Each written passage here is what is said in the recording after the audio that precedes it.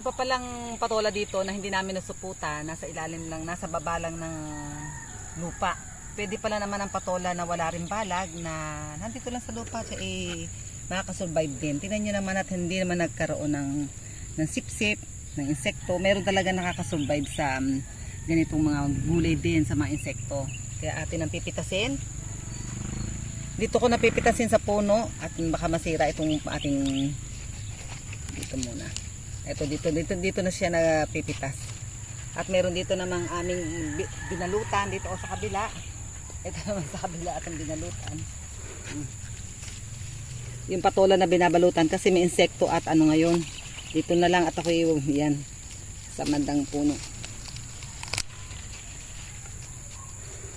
Kuha pa tayo ng ibang patola para mailagay natin sa miswa. Pero akong gusto ko lang ay luya at saka itong patola. Talagang bulang lang. Kuha, mamitas pa tayo.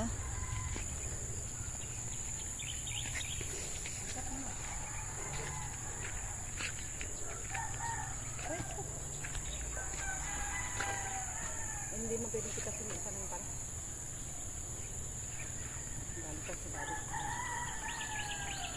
Ang dami Video na lang naglawit. Maganda talaga ganito lamang kaliit ang ating kukunin na kaagad. Huwag nating pagugulangin sapagkat sariling atin. Ay, napitas na din itong ating patolang sariwa. At pupunta tayo din sa mga medyo may maliliit pa dito. Kasama na ang palaya. Oh, liliit.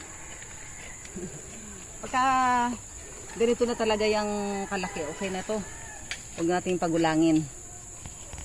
Ganito na lang.